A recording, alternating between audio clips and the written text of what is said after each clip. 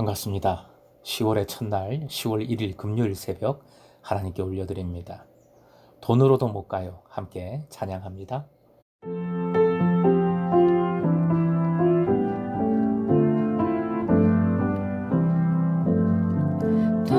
돈으로도 못 가요 하나님 나라 힘으로도 못 가요 하나님 나라 벼슬로도 못 가요 하나님 나라 지식으로 못 가요 하나님 나라 거듭나야 가는 나라 하나님 나라 믿음으로 가는 나라 하나님 나라.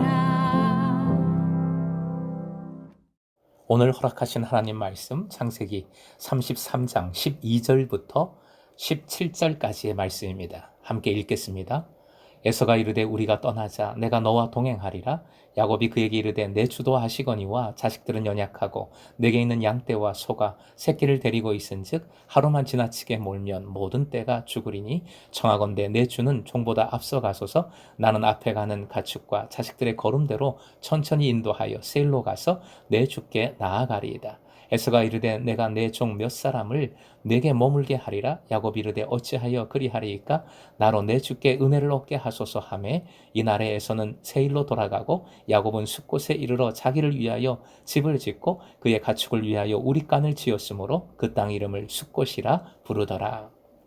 오늘의 기도 제목 하나님 의지함으로 모든 두려운 것들을 건너 주님과 동행하게 하소서.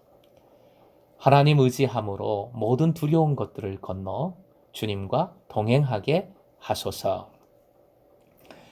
12절 감동적인 표현이 나옵니다. 우리가 떠나자. 우리가 떠나자. 이제 야곱과 에서 우리입니다. 에서는 야곱에게 자기와 함께 세일 땅으로 가도록 권유합니다. 이는 야곱의 선물에 대한 답으로서 땅을 제공해 준다는 의미가 들어 있습니다. 대단한 제안입니다. 그러나 야곱은 정중히 거절합니다. 13절 하반절 자기의 자식들 및 가축 무리가 에서의 용사들을 따라가지 못할 것이라 합니다. 야곱은 에서에게 계속 내 주라는 호칭을 사용하면서 그리고 천천히 세일로 가겠다는 말로써 세상 공손한 방법으로 거절을 하고 있습니다. 야곱이 세일로 가겠다, 천천히 가겠다 한 말 결국 세일로 가지 않을 겁니다. 물론 부정직해 보일 수도 있지만 말씀드린 대로 매우 공손한 거절의 모습인 겁니다.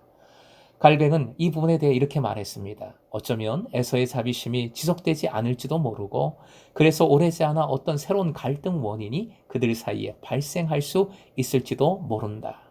맞습니다. 사람은 정말 좋다가도 어떤 작은 이유로 완전히 등 돌릴 수 있습니다. 하지만 무엇보다 중요한 이유, 야곱은 가나안에 자기 고향으로 가라라고 명하신 하나님의 지시를 따라 돌아온 것인데 세일은 가나안에 포함됩니까? 포함되지 않습니까? 포함되지 않습니다. 그러니 화해를 했지만 우리가 되었지만 세일로 가는 길은 거절해야 합니다. 거절할 수밖에 없는 겁니다. 야곱은 호위대를 붙여주겠다는 에서의 마지막 제의까지도 공손히 사양을 합니다.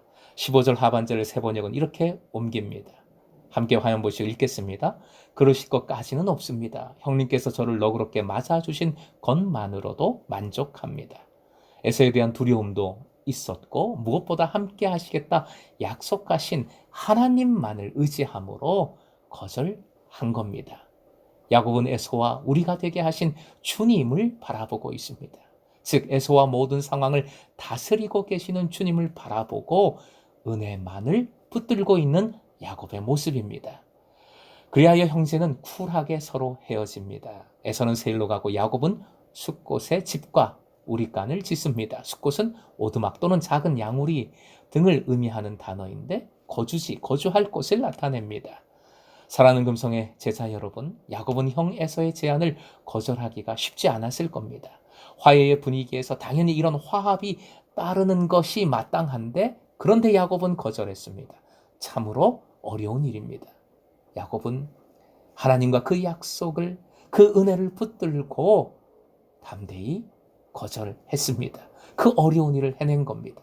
야곱 자신도 하나님을 예배하고자 하는 하나님께 대한 자신의 약속을 지키고자 했습니다.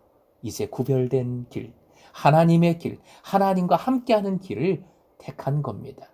사랑하는 금성의 제자 여러분, 사람을 볼 때 그 속에 역사하시는 하나님을 보아야지 사람 자체를 보아서는 안 됩니다. 사람을 미워하지도 두려워하지도 과하게 의지하지도 않을 수 있습니다. 세상을 바라볼 때 동일합니다. 나를 힘들게 하는 세상, 사람, 가족, 높은 사람 등은 건너갈 다리입니다. 그 위에서 집을 지어서는 안 됩니다. 그것을 붙들고 살아서는 안 됩니다. 주님 은혜의 밧줄을 단단히 붙들고 건너가야 합니다. 그리고 오직 주님 안에, 주님 품 안에 숲곳 거하십시오. 주님의 길, 주님과 함께하는 길을 걸어가십시오. 은혜를 구하고 은혜에 집중하십시다. 그리할 때 어떤 어려움도 문제도 건너갈 수가 있습니다. 어느 목사님이 주례사에서, 결혼 주례사에서 행복의 열쇠에 대해서 이렇게 말씀했습니다. 그 말씀에 감동한 바가 있어서 소개를 해드립니다. 화면 보시고 함께 읽지요. 시작. 내 이익과 다른 사람의 이익이 부딪힐 때 무조건 다른 사람의 이익을 선택하라.